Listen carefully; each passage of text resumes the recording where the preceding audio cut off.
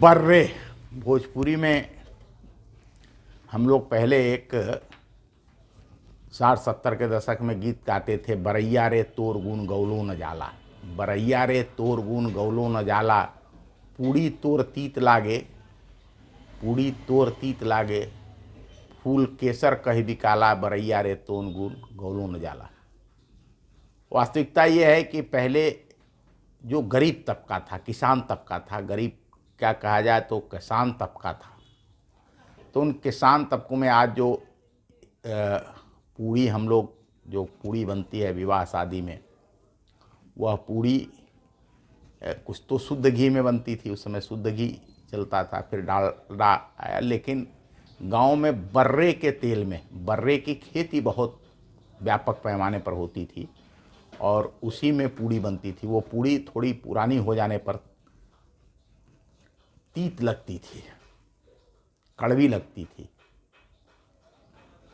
इसके बाद भी लोग बर्रे के तेल में बनी हुई पूड़ी को बुनिया और दही के साथ खूब खाते थे। चीनी बढ़ जाती थी, गुड़ बढ़ जाता था। बर्रे को आमतौर पर कुसुम, कुसुम्भ या करनी के नाम से जाना जाता है। यह सबसे पुरानी तेल वाली फसल है जिसमें 24.36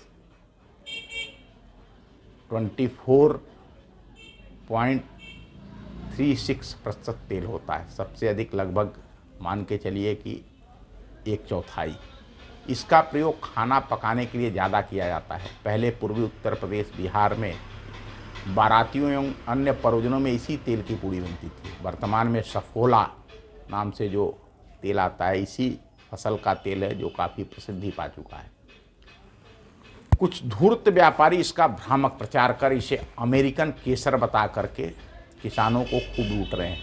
इसका जो फूल होता है वो केसर के फूल की तरह से होता है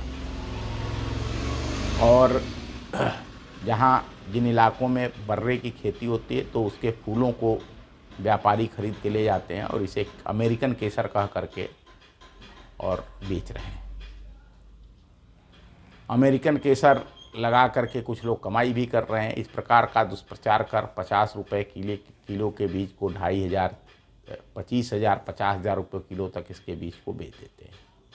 एक प्रकार से इस प्रकार की लूट बर्रे को महत्व को कम करती है।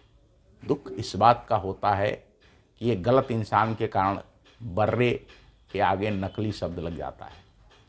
बर्रे रबी की फसल है जो 130 से 150 दिनों में पककर तैयार होती है।